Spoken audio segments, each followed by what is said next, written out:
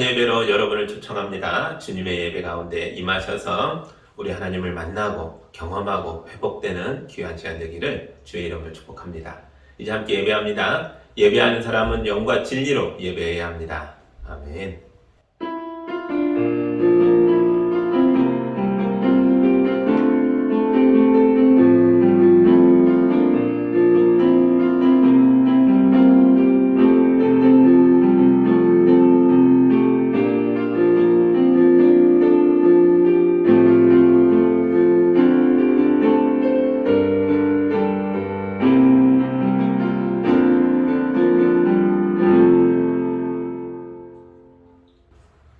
사랑의 하나님 아버지, 우리의 지난 일상에서 함께 동행하여 주셔서 감사합니다. 폭풍 가운데 피할 바위가 되어주시고 어둡고 험한 길에 안내자가 되어주시고 위태로운 길에서 우리를 붙들어 주셨기에 우리가 예배의 자리까지 나아왔습니다. 오늘 우리가 진심 어린 마음과 정성 어린 예물과 간절한 기도와 감사의 예배를 주님께 드리오니 우리의 예배를 받아 주옵소서. 예수님의 이름으로 기도합니다. 아멘. 찬송가 38장 함께 찬양하겠습니다.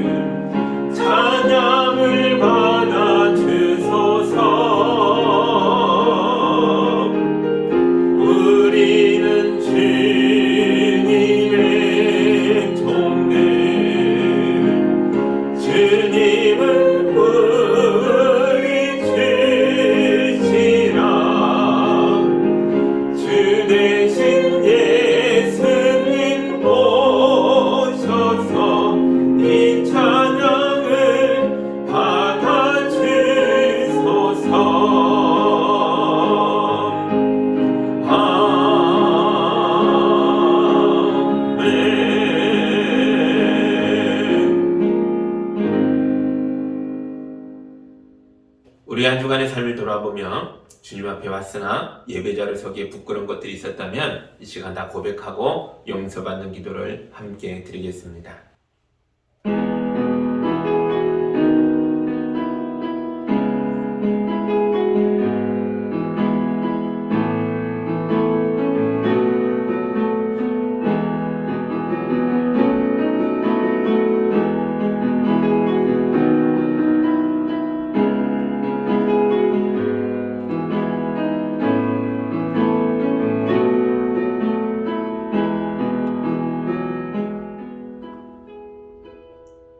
주여, 우리가 일상에서 자꾸 실패하고 넘어집니다. 예배를 드리고 말씀을 들을 때마다 주의 말씀을 깊이 깨달았다고 기뻐했는데 실제 삶에선 우리의 몸이 주의 말씀을 실천하는 데에 전혀 연습이 되어 있지 않았습니다. 주님이 주신 마음의 자유를 헛된 공상으로 낭비합니다. 주님이 주신 물질을 이기적인 욕망을 채우는 일에 다 소진하고 말았습니다. 종교적으로 교만해져서 주님이신 교회를 귀하게 섬기며 거룩하게 세우는 일에 헌신하지 못했습니다.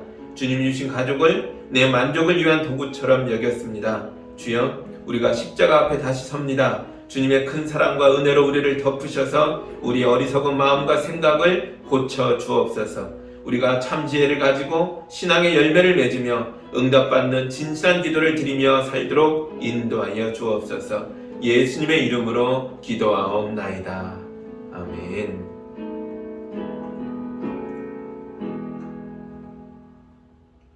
이제 우리 주님의 용서와 치유와 화해의 말씀을 들으시기 바랍니다. 그러나 악인이라도 자기가 저지른 모든 죄악에서 떠나 돌이켜서 나의 율례를 다 지키고 법과 의를 실천하면 그는 반드시 살고 죽지 않을 것이다. 그가 지은 모든 죄악을 내가 다시는 더 기억하지 않을 것이다. 그는 자신이 지킨 의 때문에 살 것이다. 아멘. 이 용서받은 자로서 사도신경으로 우리의 신앙을 함께 고백합니다. 나는 전능하신 아버지 하나님 천지의 창조주를 믿습니다. 나는 그의 유일하신 아들 우리 주 예수 그리스도를 믿습니다. 그는 성령으로 잉태되어 동정녀 마리아에게서 나시고 본디오 빌라도에게 고난을 받아 십자가에 못 박혀 죽으시고 장사된 지 사흘 만에 죽은 자 가운데서 다시 살아나셨으며 하늘에 오르시어 전능하신 아버지 하나님 우편에 앉아 계시다가 거기로부터 살아있는 자와 죽은 자를 심판하러 오십니다. 나는 성령을 믿으며 거룩한 공교회와 성도의 교제와 죄를 용서받는 것과 몸의 부활과 영생을 믿습니다. 아멘. 찬송가 456장 함께 찬양하겠습니다.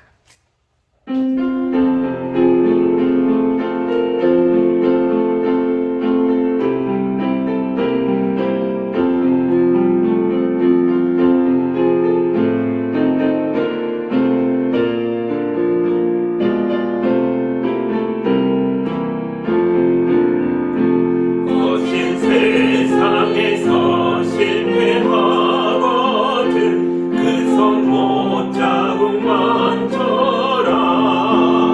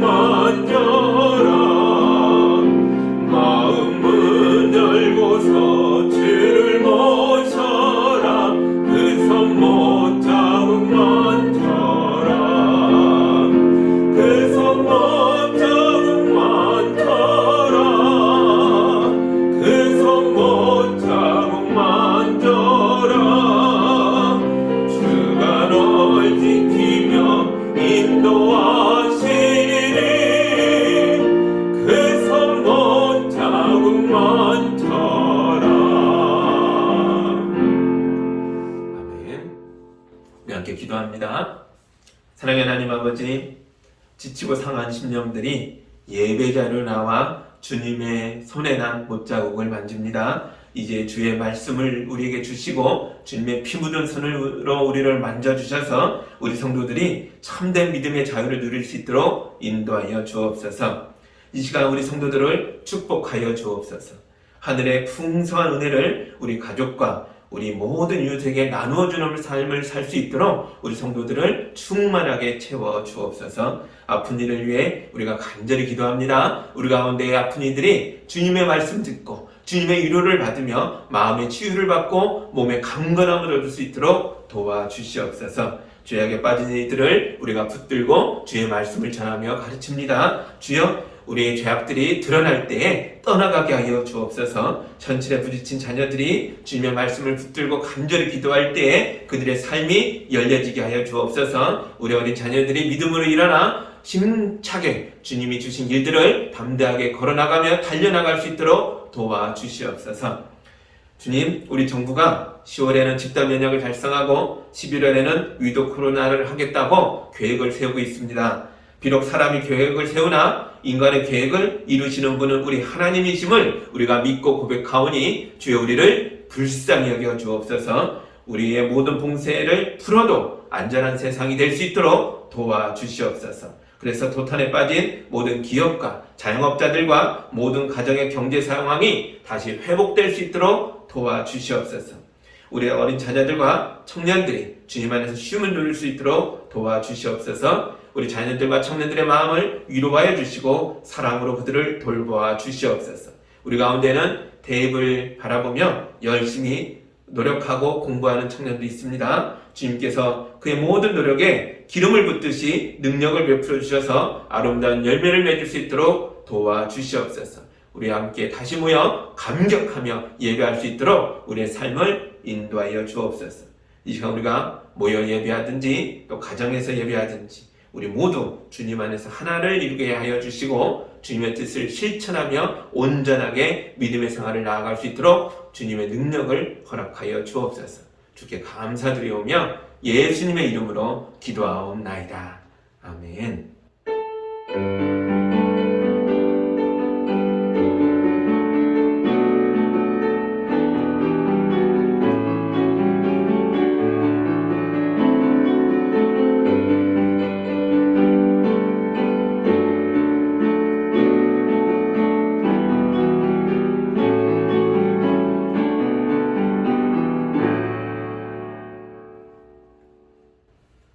하나님의 말씀 같이 보겠습니다. 오늘 우리에게 주시는 주님의 말씀은 요한복음 19장 31절에서 42절의 말씀입니다. 말씀을 봉독할 때 여러분도 함께 보시기 바랍니다. 유대 사람들은 그날이 6월절 준비일이므로 안식일에 시체들을 십자가에 그냥 두지 않으려고 그 시체의 다리를 꺾어서 치워달라고 빌라도에게 요청하였다. 그 안식일은 큰 날이었기 때문이다. 그래서 병사들이 가서 먼저 예수와 함께 십자가에 달린 한 사람의 다리와 또 다른 한 사람의 다리를 꺾고 나서 예수께 와서는 그가 이미 죽으신 것을 보고서 다리를 꺾지 않았다. 그러나 병사들 가운데 하나가 창으로 그 옆구리를 찌르니 곧 피와 물이 흘러나왔다. 이것은 목격자가 증언한 것이다. 그래서 그의 증언은 참되다. 그는 자기의 말이 진실하다는 것을 알고 있다. 그는 여러분들도 믿게 하려고 증언한 것이다. 이 일이 이렇게 된 것은 그의 뼈가 하나도 부러지지 않을 것이다 한 성경 말씀이 이루어지게 하려는 것이었다.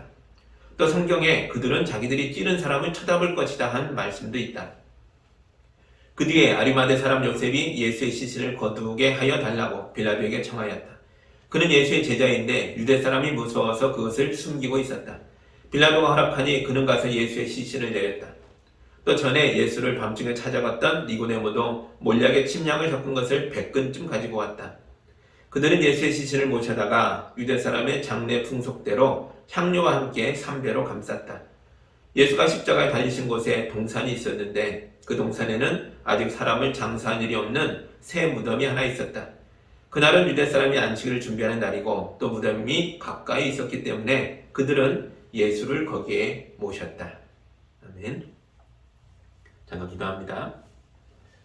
주님의 말씀을 우리가 함께 읽었습니다. 우리 예수님께서 십자가에 달려 죽으시고 이제 장례 절차가 진행됩니다. 주님이 죽고 무덤에 들어가는 날이 우리가 함께 죽고 죄성이 죽고 과거가 죽고 새 사람으로 거듭나게 되는 날인 줄 믿습니다. 이 말씀을 굳게 붙잡을 때에 우리 성도들의 삶이 변화될 수 있도록 도와주시옵소서. 예수님의 이름으로 기도합니다. 아멘. 지난주 말씀에서 우리 예수님이 채찍질을 당하시고 가시면류관을 쓰시고 피투성이의 몸이 되어 십자가에 달려 죽었습니다. 그때 요한복음의 기록자인 사도 요한은 예수님의 십자가 사건을 가장 가까운 곳에서 지켜보게 됐죠. 그가 얼마나 가까이 있었던지 십자가 위에서 죽어가던 예수님이 요한에게 말을 걸 수 있을 정도였습니다. 예수께서 그 어려운 순간에 십자가 밑에서 울고 있는 자기 어머니를 보시고 요한에게 말했습니다. 이분이 너의 어머니다. 요한은 그날부터 예수님의 어머니 마리아를 자기 어머니처럼 모시고 살았습니다. 또 뭐가 있었죠? 요한은 십자가 사건을 지켜본 목격자로서 많은 것들을 자세하게 기억하고 있습니다. 그는 로마 병정들이 예수님을 십자가에 못 박은 뒤에 그의 옷을 가져다가 제비 뽑아 나누어 가는 것을 보았습니다. 그는 피를 많이 흘린 예수님이 내가 목마르다 라고 외치는 것을 들었습니다. 그리고 그는 예수님이 마지막으로 내가 다 이루었다 말씀하시고 고개를 떨어뜨리고 숨을 거두는 장면도 보았습니다. 슬픔과 비통의 시간이 지나가고 부활의 예수님을 만난 뒤에 모든 것을 새롭게 해석할 수 있는 힘을 얻게 됐죠. 그리고 요한이 자기가 보고 들었던 십자가 사건을 하나하나 따져보니까 모든 순간이 하나님의 말씀을 완성하고 있었다는 걸 깨달았죠. 그는 자기가 보고 들은 것들을 기록으로 남겨서 우리에게 전달하며 말합니다. 여기서는 이 말씀이, 여기서는 이 말씀, 여기서는 이 말씀이 이루어지고 있었다. 그리고 예수님께서 이 모든 것을 다 이루셨다. 그의 증언입니다. 그리고 이어지는 오늘 말씀은 예수님의 장례식에 대한 이야기입니다. 요한은 이때도 하나님의 말씀이 완성되고 있다는 것을 증언하고 있습니다. 이제 31절 보시죠. 유대 사람들은 그날이 유월절 준비일이므로 안식일의 시체들을 십자가에 그냥 두지 않으려고 그 시체의 다리를 꺾어서 치워달라고 빌라도에게 요청하였다. 그 안식일은 큰 날이었기 때문이다. 유월절 준비일이다 라고 하니까 그냥 읽기에는 마치 유월절을 준비하는 전날 이렇게 느껴지죠. 근데 사실은 그런 뜻이 아닙니다. 유월절 기간 중에 온 준비일 이런 뜻입니다. 이게 무슨 얘기냐면요. 준비를 뜻하는 그리스어 파라스큐에라는 이 단어는요. 오직 안식일을 준비하는 전날에만 쓰는 단어거든요. 유대인들은 유월절 기간 중에 포함되어 있는 안식일을 대단히 중요하게 여겼습니다. 얼마나 중요하게 여겼든지 특별한 안식일을 큰 날이다 라고 불렸습니다. 그 안식일을 준비하는 준비의 전날이라는 뜻이죠. 성전의 제사장들은 총독을 압박해서 예수님을 십자가에 못 박아 죽게 만든 장본인들입니다. 그런 사람들이 이제는 거룩한 안식일에 성전 곁에 시체들이 있는 게 종교적으로 좋지 않으니 시체를 치워달라고 빌라도에게 또 요청을 합니다. 대단히 위선적이죠. 억울한 사람을 죽음으로 몰아가 처형해놓고 종교적으로 옳지 않으니 그 시체를 치워달라. 이게 무슨 소리입니까? 하나님은 이런 유선자들의 예배를 받으실 수 있을까요? 그들이 종교적으로 안식일을, 특히 유월절의 안식일을 거룩하게 지킨다, 온전하게 지킨다, 다 청소하고 아름답고 장엄한 예식을 드린다, 어마어마한 예물을 드린다 해서 그게 하나님께 감동이 있을까요? 아니겠죠. 아모스서 5장의 말씀을 제가 읽어드리겠습니다. 너희가 나에게 번제물이나 곡식제물을 바친다 해도 내가 그 제물을 받지 않겠다. 너희가 화목제로 바치는 살진 짐승도 거들떠보지 않겠다. 시끄러운 너의 노랫소리를 나의 앞에서 집어치워라. 너의 검구 소리도 나는 듣지 않겠다. 너희는 다만 공의가 물처럼 흐르게 하고 정의가 마르지 않는 강처럼 흐르게 하여라. 아멘. 시끄럽다, 집어치워라. 하나님께서 예배자들을 향해서 화를 내고 계십니다. 우리가 어떤 삶을 살았든지 간에 예배만 드리면 하나님이 좋아할 거다. 아니요, 그러지 않습니다. 하나님은 위선자들의 예배를 견딜 수 없다라고 말씀하십니다. 하나님의 백성은 예배와 일상생활이 서로 어긋나면 안 됩니다. 일상에서는 자기 마음대로 죄짓고 살다가 교회에 와서 거룩한 척하며 예배 드린다고 해서 그냥 저절로 자동으로 거룩해지는 게 아니라고요. 하나님은 위선자들의 예배를 받지 않으십니다.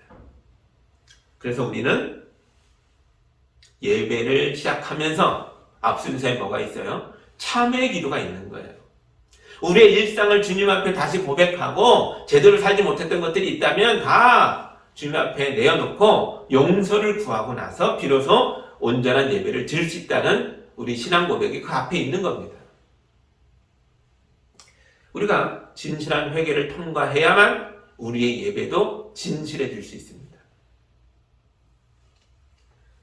십자가형은 너무나 끔찍해서 자세하게 설명하기가 좀 그래요.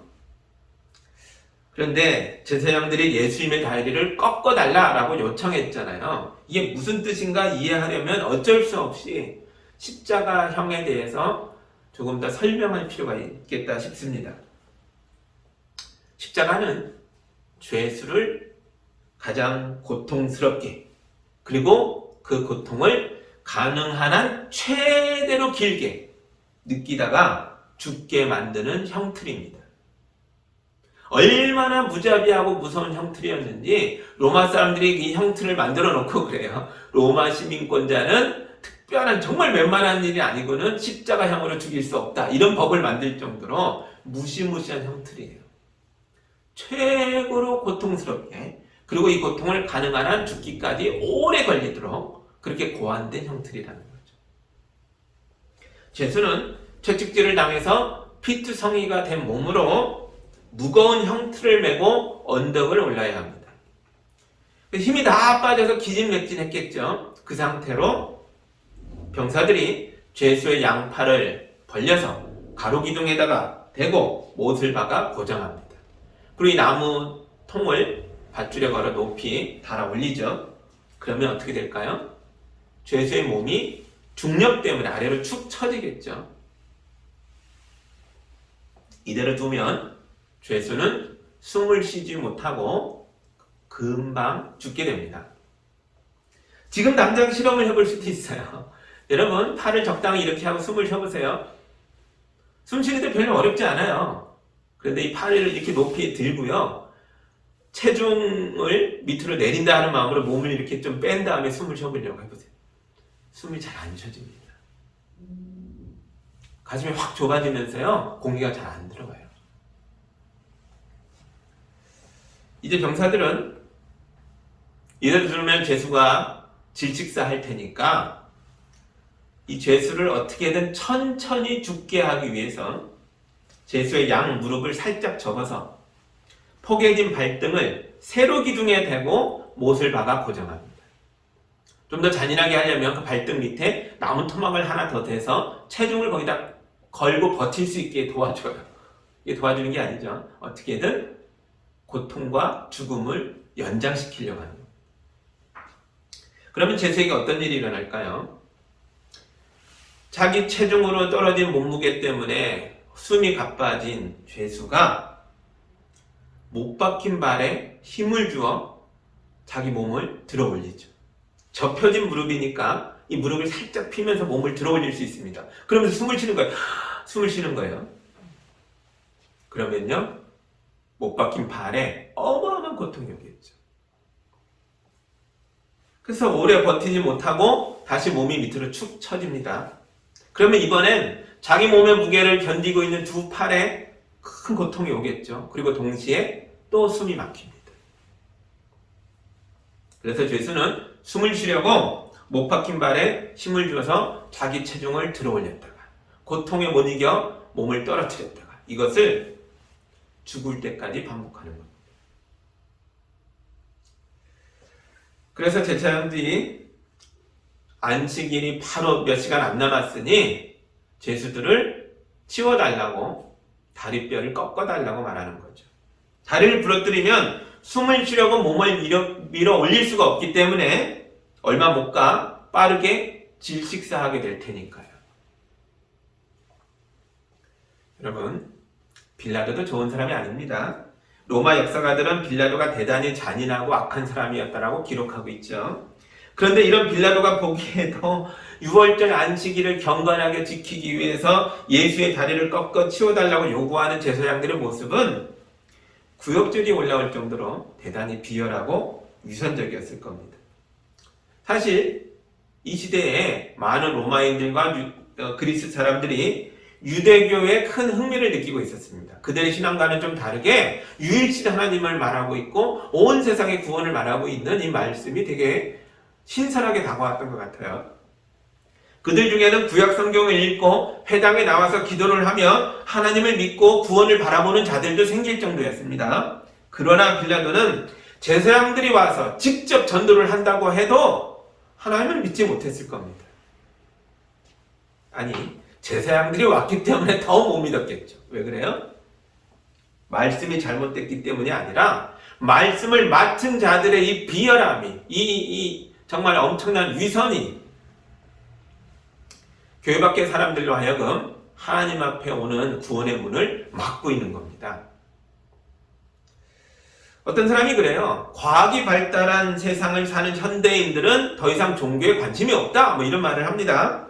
그래서 교회가 쇠퇴한다는 거예요. 제 생각은 좀 다릅니다. 오늘날 교회가 약해진 건 교회가 예수님 시대의 제사장들처럼 타락하고 위선적이기 때문이 아닐까라고 생각한다는 거죠.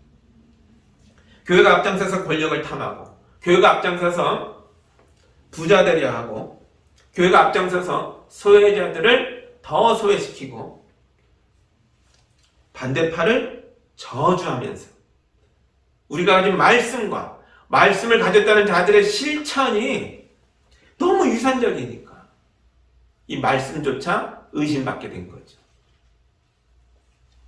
예수님이 세우신 제자 공동체, 이 처음의 교회는 좀 달랐습니다. 제가 사도행전 5장의 말씀을 읽어드릴게요. 그들은 모두 한마음이 되어서 솔로몬 행각에 모이곤 하였다. 다른 사람들은 누구 하나 감히 그들의 모임에 끼어들지 못하였다. 그러나 백성은 그들을 칭찬하였다. 믿는 사람들이 더욱 늘어나면서 주님께로 나아오니 남녀 신도들이 큰 무리를 이루게 되었다. 아멘. 이때만 해도 예수님의 제자 공동체는 아직 정식 교회라고 부르기도 민망한 수준이었습니다. 모일 만한 마땅한 건물이 없어서 성전 입구에 있는 솔로몬 행각에서, 야외에서 모임을 가진 거예요. 그런데 아무나 이 모임을 받진 않는 거예요. 너무나 엄격하게 교인들을 선발했기 때문에 다른 사람들은 감히 이 모임에 끼어들지 못했다라고 나옵니다. 그럼에도 불구하고 백성들이 길거리 모임 같은 이런 보잘것없는 모임을 칭찬했습니다. 그리고 이 모임에 가입하고 싶어하는 사람들이 늘어나서 아마도 신앙 고백부터 예수에 대한 그런 가르침, 이 모든 걸요 아주 진실하게 믿고 따르는 것을 확인하기 위하여 많은 교육을 했겠죠. 이 러프한 교육을 다 받은 거예요. 엄격한 교회가 요구하는 훈련을 다 받았습니다. 그러면서 많은 남녀의 무리가 교회에 가입해서 이 길거리 교회가 큰 무리를 이루게 됐다는 거예요. 이게 사도행전 5장의 이야기입니다. 교회가 유대인들과 다른 성경을 보고 유대인과 다른 하나님을 믿었습니까? 아니죠. 아직 신약 성경이 기록되기 전이니까 교회가 가진 성경도 구약 성경이고 또 교회가 믿는 하나님도 유대인이 믿는 하나님과 똑같은 하나님이죠. 구약 성경에 계시한 하나님 아닙니까? 그런데 왜 백성들이 교회를 칭찬하고 길거리 모임에 참여하길 원했던 걸까요? 예수님의 교회는 하나님의 말씀이 무엇인지를 그들의 모임과 그들의 예배와 그들의 삶으로 보여줬기 때문입니다. 그래서 교회 가면 따돌림을 당하고 사회에서 매장되고 심하면 죽게 될 수도 있는 위험천만한 상황에서도 많은 남녀가 길거리에서 모이는 이 모임에 참여하고 싶어 했다는 거죠. 이 땅의 모든 사람들이 물이 없는 사막처럼 사랑이 없는 세상에서 기진맥진해 있습니다. 과학이 인간의 수명을 연장해 줄 수는 있을지 몰라도 인간을 사랑해 주지는 않거든요. 그런데 예수양교회를 봤더니 죄를 위하여 십자가에서 죽어주신 예수님의 피가 강물처럼 흐르고 있는 거예요. 우리를 넉넉히 구원할 만큼 큰 사랑이 교회 안에 있는 게 보여요. 그럼 우리 교회는 사람들이 오고 싶은 교회가 될 것입니다. 여러분, 남에게 전도하기 전에 내가 먼저 예수님을 잘 믿어야 합니다. 그게 그 어떤 전도보다 예수님을 더 잘 전하는 일입니다. 하나님의 사랑이 강물처럼 흘러넘치는 우리 예수양기교회와 우리 성도들이 다 되시기를 주님의 이름으로 축복합니다. 아멘. 이제 32절부터 34절입니다. 그래서 병사들이 가서 먼저 예수와 함께 십자가에 달린 한 사람의 다리와 또 다른 한 사람의 다리를 꺾고 나서 예수께 와서는 그가 이미 죽으신 것을 보고서 다리를 꺾지 않았다. 그러나 병사들 가운데 하나가 창으로 그 옆구리를 찌르니 곧 피와 물이 흘러나왔다. 제사장들의 요청을 받아들인 빌라도가 죄수들의 다리를 꺾으라고 명령했습니다. 병사들이 가서 세 개의 십자가가 서 있잖아요. 그 중에 먼저 예수님의 왼쪽과 오른쪽에 죄수들의 다리를 꺾었습니다. 그러니까 아직까지 이들은 살아있었다는 뜻이에요. 빨리 죽이려고 다리를 꺾는 거니까요. 근데 우리가 다리를 꺾는다는 게 뭘까? 잘 이해가 안 될 수 있어요. 병사들이 매달려 있는 사람의 다리를 붙잡고 손을 어떻게 했나? 그러지 않습니다. 그런 식으로 하는 게 아니에요.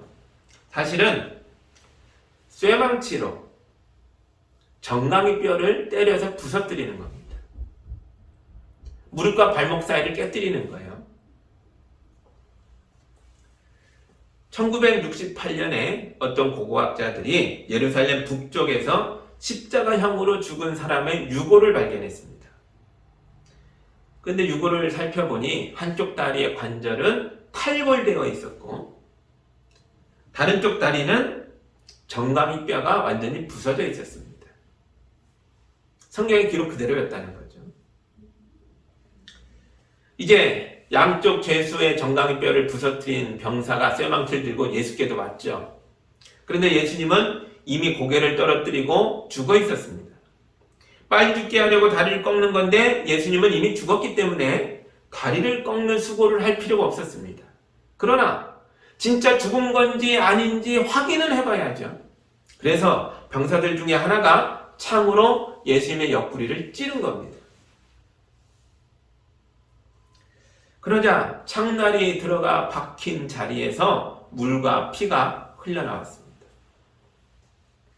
우리 기독교인들에게 있어서 예수님의 이 십자가 사건은 너무나 큰 일이기 때문에 십자가 사건에 관계된 하나하나를 아주 소중하게 여기다 못해서 나중에는 신앙 숭배의 대상이 되기까지 했습니다. 그 중에 하나가 바로 예수님을 찔렀다는 이 창입니다. 이게 굉장히 이상한 얘기인데요. 신앙과 미신을 구분하지 못하는 사람들에게 있어서 예수의 옆구리를 찔렀다는 이 창은 하나님을 죽인 창으로 느껴지는 거죠. 이게 무슨 얘기입니까? 신을 죽인 창. 예수님은 하나님의 아들이요. 우리가 믿고 받드는, 우리가 따르는 우리의 신이니까 그 신을 죽게 한 창이라고 생각한다면 이 창이 가진 위력이 엄청나게 느껴지는 거죠. 사람들은 이 신비로운 창에다가 이름도 붙였어요. 롱기누스의 창이라고 이름을 붙입니다. 롱기누스는 예수의 옆구리를 찔렀다는 그 병사의 이름에서부터 따온 말입니다. 그런데 성경을 자세히 보세요. 이 창이 예수님을 죽였습니까? 아닙니다. 예수님은 이미 고개를 떨구고 죽어 있었습니다. 이 창은 예수가 죽었나 안 죽었나 확인하는 데 쓰인 거지 예수님을 죽인 창이 아닙니다. 더구나 이 병사 이름이 안 나와요. 롱기누스가 아닙니다. 사실 예수님 시대에 이런 창들에 대한 여러 이름 중에 하나가 롱케라는 이름이 있습니다. 아무래도 롱케에서부터 롱기누스라는 이름으로 와전되어서 롱기누스의 창이라고 예전에 이런 언어적인 연구를 충실히 못하던 시대니까요. 미신적으로 이름을 붙인 것 같아요. 이 롱기누스의 창은 진짜 엄청나게 무식하고 미신적인 주장이었던 거죠. 그런데 로마가 기독교 국가가 됐을 때 로마 황제가 예루살렘 주변을 수색해서 이 창을 발견했다고 주장합니다. 그 창을 로마로 가져가서 황제의 권위로 이게 그 위대한 창이다라고 주장을 합니다. 나중에는 천주교의 교황이 자기가 이 창을 소유하고 있다고 주장했습니다. 많은 권력자들이 또 권력을 갖고 싶었던 사람들이 이 창을 가지고 싶어 했어요. 이 창은 신을 죽이는 창이니까 무적의 창이죠. 이 창만 가지고 있으면 천하무적이 될 거라고 믿었습니다. 그 중에 하나가 히틀러였어요. 독일의 히틀러도 이 롱기누스의 창을 소유하려고 온 유럽을 뒤져서 자기가 점령했던 모든 지역에서 이 창을 찾아내라고 명령해서 그 비슷한 걸 발견해서 자기가 소유하려고 했습니다. 지금도 이 창이 어딘가에 숨겨져 있다라고 주장하는 사람들이 굉장히 많아요. 그러나 성경을 보면 요한복음을 기록한 사도 요한을 비롯해서 모든 복음서 저자들이 예수님의 모든 제자들이 그 누구도 이 창에 대해서 아무 관심이 없어요. 36절과 37절 보시죠. 일이 이렇게 된 것은 그의 뼈가 하나도 부러지지 않을 것이다 한 성경 말씀이 이루어지게 하려는 것이었다. 또 성경에 그들은 자기들이 찌른 사람을 쳐다볼 것이다 한 말씀도 있다. 아멘. 요한복음은 예수님의 십자가 사건 하나하나마다 말씀이 이루어지고 있는 것에 관심이 있죠. 이게 중요한 겁니다. 그 창이 어떤 창이었는지는 알 필요도 없었다는 거죠. 그 많은 창 중에 하나일 뿐이죠. 부활하신 예수님이 제자들에게 보여주신 건 나를 찌른 이 창이다 이게 아니라 그 창에 찔려 구멍난 자기 옆구리였습니다. 여러분, 우리는 살아계신 예수님을 믿어야 합니다. 기독교가 신비로운 건 십자가 목걸이나 무슨 어떤 성물이나 유물이 놀라운 기적을 일으켰기 때문이 아닙니다. 우리 기독교의 신비는 살아계신 하나님이 우리와 함께하고 계시는 것입니다. 그러니까 우리 아름다운 신앙을 어떤 부적이나 유물로 대체하려고 하지 마십시오. 그게 쉽긴 합니다. 어떤 부적이 있고 십자가를 붙들고 그게 쉽죠. 그러나 그런 건 다 하나님의 살아계신 하나님을, 우리 살아계신 부활의 주님 예수님을 미신화하는 것입니다. 우리 주님은 살아계시고 인격적인 분으로서 우리 삶에 참여하고 계십니다. 이걸 부적과 유물로 대체하려 한다는 게 무슨 뜻일까요? 부적과 유물로 살아계신 주님을, 인격자이신 우리 주님을, 나와 교제하고 만나며 내 삶을 동행하려고 하는 살아있는 우리 주님을 조종하려는 마음입니다. 기계적으로 만드는 거예요. 유물이 있으면 신비로운 일이 나고 창이 있으면 무적이 되고 이게 뭡니까? 하나님을 능력에 종속된, 이런 물질에 종속된 나의 도구화하려는 욕망입니다. 성경은 철저하게 이 신앙을 물질화하는 것에 대해서 반대하고 있습니다. 어떤 우상도 새기지 말라.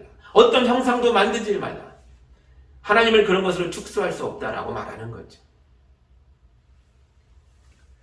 여러분, 살아있는 하나님을 부적과 유물로 가두고 조종하려는 것 자체가 바로 신앙의 타락인 것입니다. 예수님의 옆구리에서 흘러나온 물과 피에 대해서도 신비로운 설명이 많이 있죠. 어떤 설명들은 신학적으로도 의미가 많이 있어 보입니다. 예수님의 두 본성, 인성과 신성을 의미했다라고 말하는 학자도 있고요. 또 어떤 학자는 물은 세례고 피는 성찬이다라고 말하는 학자도 있습니다. 신학적으로 대입해서 의미 있는 설명이긴 합니다만 성경을 읽어보니까 요한이 예수님의 옆구리에서 나온 물과 피를 가지고 어떤 신비로운 설명을 하고 있는 것 같진 않아요. 35절 보시죠. 이것은 목격자가 증언한 것이다. 그래서 그의 증언은 참되다. 그는 자기의 말이 진실하다는 것을 알고 있다. 그는 여러분들도 믿게 하려고 증언한 것이다. 아멘. 요한이 말하고자 하는 건 믿음입니다. 그리고 요한이 말하고자 하는 건 자기가 보고 듣고 목격한 것에 대한 진실함입니다. 그리고 이 진실한 현장에 목격한 내용이 말씀을 완성하고 있더라 이겁니다. 여기 아주 충실하게 말하고 있죠. 십자가에서 가까이 모든 걸 지켜봤고 자기가 본 걸 진실하게 증언하고 있습니다.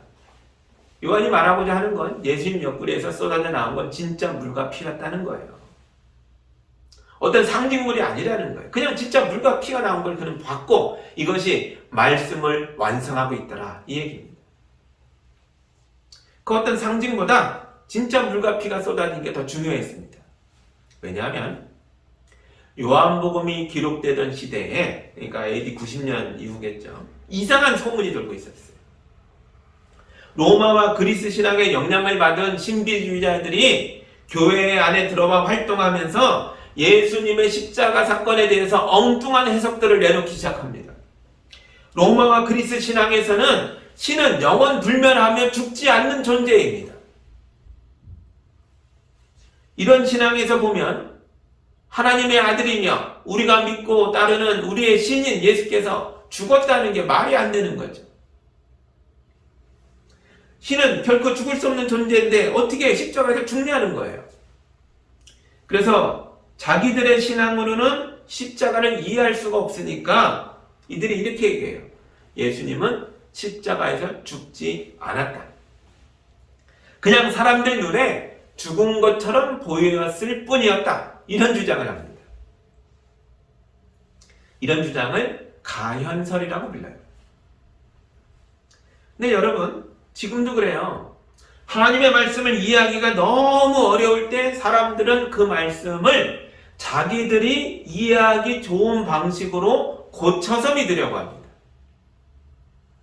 한국 사람들도 마찬가지예요. 지난 5,000년 동안 우리 피 속에 흐르는 종교심은요, 대단히 미신적인 생각들이죠. 우리는 무속신앙이 굉장히 강하죠. 이런 생각들을 교회의 말씀, 성경 말씀에 잔뜩 버무려서 아주 요상한 예수님을 만들어 놓고 이게 우리를 죄악과 죽음에서 구원해주는 하나님이라고 주장하는 사람들이 있습니다. 한국에 엄청난 이단들이 많이 생기는데요. 그 이단들의 뿌리가 이런 것에 있는 거죠. 말씀 자체의 의미를 받지 못하고 자기 생각과 우리 피 속에 흐르는 그 미신적인 생각들과 어떻게든 결합해서 주장하려고 하는 겁니다. 그러나 요한은 진실한 목격자로서 이런 주장들에 대해서 어떤 타협도 하지 않아요. 아니다. 우리 예수님은 십자가에서 진짜로 죽었다. 그분의 옆구리에서 물과 피가 쏟아져 나오는 걸 내가 봤다. 요한이 강력하게 말합니다. 여러분, 만약 예수님이 진짜로 죽은 게 아니라면 예수님의 부활도 없는 겁니다. 그러면 지금까지의 십자가의 죽음과 부활을 통하여 이 땅의 모든 죄와 저주와 죽음에 맞서 싸워 승리하셨다라고 믿는 우리의 믿음도 헛것입니다. 예수의 승리가 없다면 인간에게는 그 어떤 희망도 남아있지 않게 됩니다. 신은 신이고 인간은 인간일 뿐이니까. 우리는 그저 멸망을 향해 달리고 있는 폭주기관처럼 살다가 그대로 멸종하게 될 것입니다. 여러분, 우리는 우리가 만들어낸 예수가 아니라 성경이 증언하고 있는 진짜 예수님을 믿어야 합니다. 그래야 우리가 구원을 받습니다. 아직 부활이 있기 전인데도 어떤 사람들은 예수의 죽음 앞에서 큰 충격과 감동 속에서 변화를 일으킵니다. 그들의 삶이 변화되고 있어요. 38절과 40절입니다. 그 뒤에 아리마대 사람 요셉이 예수의 시신을 거두게 하여 달라고 빌라도에게 청하였다. 그는 예수의 제자인데 유대 사람이 무서워서 그것을 숨기고 있었다. 빌라도가 허락하니 그는 가서 예수의 시신을 내렸다. 또 전에 예수를 밤중에 찾아갔던 니고데모도 몰약에 침략을 섞은 것을 100근쯤 가지고 왔다. 그들은 예수의 시신을 모셔다가 유대 사람의 장례 풍속대로 향료와 함께 3배로 감았다. 아멘. 아리마대 사람 요셉과 니고데모는 공통점이 많은 사람들이죠. 첫째, 그들은 유대인 공동체의 지도자들이었습니다. 권력과 지위를 가진 사람들이죠. 그리고 그들은 큰 부자였습니다.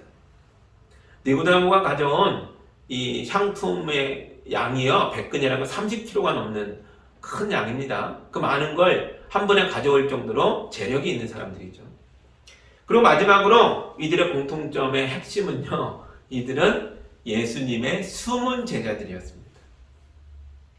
왜 이들이 드러내지 않고 숨어서 예수님을 믿었죠? 왜 공개적으로 나는 예수님이 좋아요, 예수님의 말씀은 옳습니다, 그분은 진실로 하나님의 아들입니다, 왜 말하지 못했습니까? 왜냐하면 잃을 게 너무 많았으니까요. 이미 본대로 그들은 높은 지위와 큰 권력이 있고 많은 재산이 있었습니다. 예수님을 믿는다라고 고백하면 이걸 다 잃게 되겠죠. 심지어 그들의 목숨도 위태로가 됩니다. 예수님이 제사장들의 모함 속에서 빌라도의 재판을 통해 십자가에서 죽었습니다. 자, 그러면 이 숨은 제자들은 어떻게 했을까요? 살아계실 때에도 큰 능력을 행하며 많은 사람들의 추종을 받을 때도 숨어서 믿었는데 이제 그 예수가 죽고 없어요. 그러면 여러분 같으면 어떻게 하겠어요? 당연히 이 신앙과 결별해야죠. 아무도 모르는데 그냥 묻어두는 거죠. 그러는 게 일반적일 것 같은데, 그런데 보십시오. 예수님의 십자가는 이들을 완전히 다른 방향으로, 인간의 상식과 다른 쪽으로 인도합니다. 우유부단하고 우물쭈물하며 신앙의 결단을 내리지 못한 채 숨어있던 자들이 예수의 십자가 앞에서 죽을까지 고를 가지고 자기들이 예수님의 제자라는 걸 빌라도 앞에서, 모든 제사장들 앞에서 드러냅니다. 요셉이 빌라도에 가서 예수님의 시체를 달라고 요청했는데요. 이 시대에 죄인으로 처형된 자의 시체를 받을 수 있는 사람은 두 종류밖에 없습니다. 가족이거나 그분의 제자거나. 이 고대법에선 제자는 가족으로 여겨줬으니까요. 아리마대 사람 요셉이 빌라도에게 가서 예수의 시체를 주십시오 말하는 건 뭐예요? 나는 예수의 제자입니다라고 스스로 자백한 거예요. 니고데모도 30kg가 넘는 어마어마한 양의 향품을 가져왔습니다. 그리고 종들의 도움을 받았겠죠. 예수의 시체를 내려서 향품으로 싸고 삼배로 감싸서 무덤에 넣었습니다. 모두가 지켜봤겠죠. 안식일 불과 몇 시간 앞둔 아주 짧은 시간 동안 이걸 다 처리해야 됩니다. 숨기고 감추고 몰래하고 그럴 겨를이 없는 거예요. 누가 보던 말던 간에 그들은 온 마음을 다하여 예수님의 몸을 지키고 무덤에 넣습니다. 41절과 42절입니다. 예수가 십자가에 달리신 곳에 동산이 있었는데 그 동산에는 아직 사람을 장사한 일이 없는 새 무덤이 하나 있었다. 그날은 유대 사람이 안식일을 준비하는 날이고 또 무덤이 가까이 있었기 때문에 그들은 예수를 거기에 모셨다. 아멘. 요셉과 니고데모가 예수의 죽음에서 무엇을 봤을까요? 무엇을 받기에 자기 삶의 어마어마한 것들을 다 포기할 만한 이런 큰 모험을 감행하는 걸까요? 무엇을 받기에 예수의 숨은 제자가 밝은 대낮에 드러내며 참 제자로 거듭나고 있는 걸까요? 이들은 십자가의 죽음 앞에서 생명을 본 것입니다. 참 생명을 얻기 위하여 그들은 자기들의 지위와 권력과 재산과 목숨도 내놓는 결정을 한 거죠. 그리고 우리 예수님은 죽음을 이기고 부활하심으로써 무덤을 깨뜨리고 나오심으로써 이들의 결심과 헌신이 옳았다는 걸 증명해 주실 것입니다. 다음 본문이죠. 여러분, 온갖 미식적인 생각과 왜곡된 생각을 버리십시오. 그리고 예수의 십자가를 똑바로 쳐다보십시오. 오직 진실한 마음으로 십자가 앞에 선 사람만이 인간의 우유부단함과 연약함을 벗어버리고 참되고 굳센 신앙인으로 거듭날 수 있습니다. 히브리서 12장의 말씀을 읽고 기도하겠습니다. 그러므로 이렇게 구름대와 같이 수많은 증인이 우리를 둘러싸고 있으니 우리도 각가지 무거운 짐과 얽매는 죄를 벗어버리고 우리 앞에 놓인 다름질을 참으면서 달려갑시다. 믿음의 창시자요 완성자이신 예수를 바라봅시다. 그는 자기 앞에 놓여있는 기쁨을 내다보고서 부끄러움을 마음에 두지 않으시고 십자가를 참으셨습니다. 그리하여 그는 하나님의 보좌 오른쪽에 앉으셨습니다. 아멘. 함께 기도합니다. 하나님 감사합니다. 예수님의 죽음 이후에 제자들의 손으로 이루어지는 장례식을 봅니다. 그러나 이것은 영원한 죽음이 아니라 부활을 예비하는 장례식이었습니다. 주님, 우리가 십자가 앞에 섭니다. 그리고 온전히 십자가를 붙들고 참 생명으로 거듭날 수 있도록 우리를 인도하여 주옵소서. 주님이 참으신 십자가가 우리 삶에 들어와 우리를 변화시키고 굳세게 하고 담대하게 하고 참 생명을 가진 자들로 일어나 이 어둠에 가득한 세상을 기쁨으로 달려나갈 수 있도록 도와주시옵소서. 예수님의 이름으로 기도합니다. 아멘.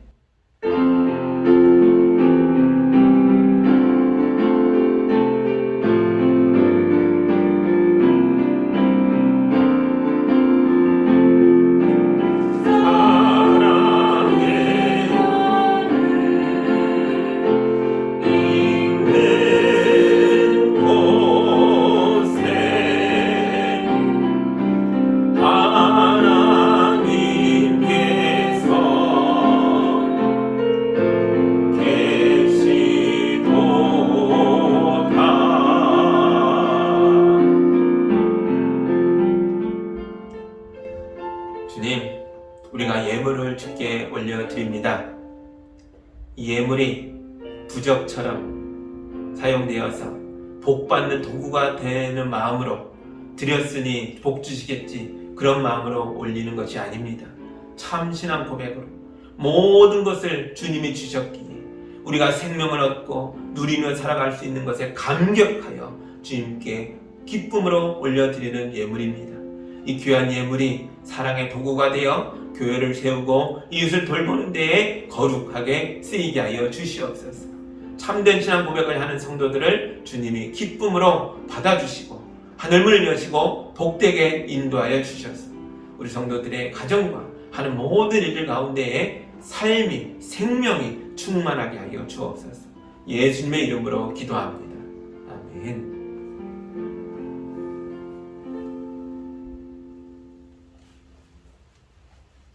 할렐루야.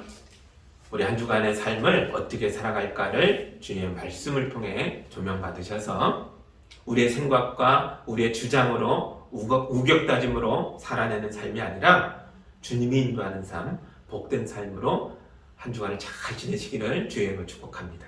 그리고 또 주님 앞에 다 모여서 한 주간의 주님의 인도하심을 고백하고 간증하고 자랑하는 그러면서 기쁨으로 주님을 다시 만나는 예배를 드리는 여러분이 다 되기를 주의 이름으로 축복합니다.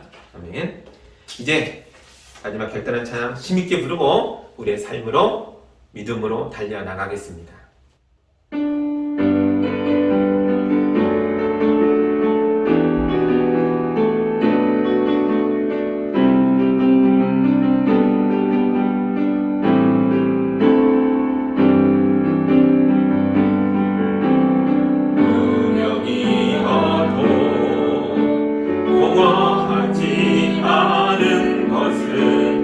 예수 안에 나 먼저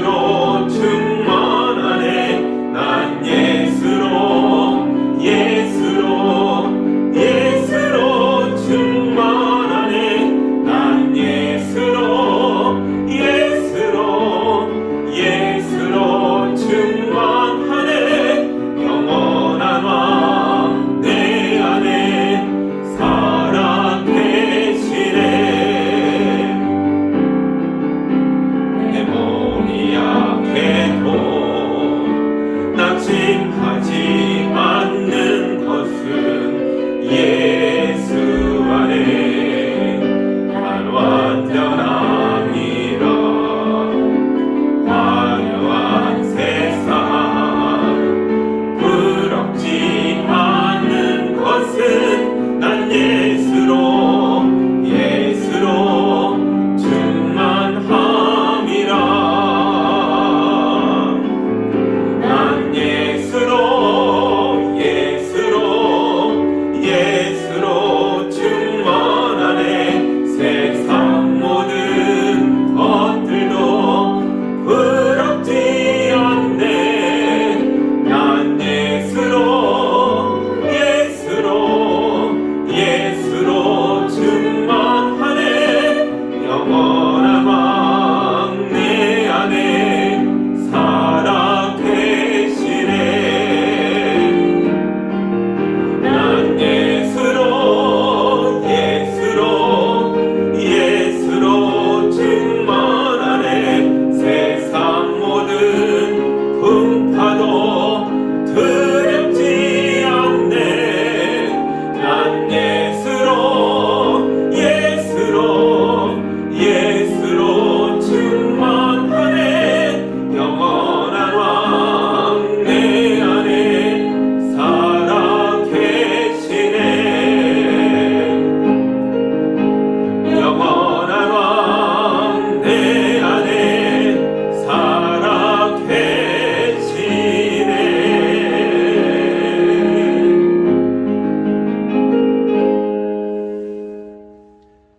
이제는 이 죄인들을 사랑하고 살려주고 구원하고자 십자가에 높이 달려 고개를 떨구며 숨을 거두셨던 예수 그리스도의 은혜와 하나님 아버지의 크신 사랑과 성령님의 인도하심이 십자가 앞에서 삶의 결단을 새롭게 하고 참된 믿음을 가진 자로 삶을 주님께 바치며 올바르게 정의와 공의로 살아나가기로 결심하고 이 땅에 굳건하게 서는 성도들 위해 이제로부터 영까지 함께하기를 간절히 축원하옵나이다. 아멘.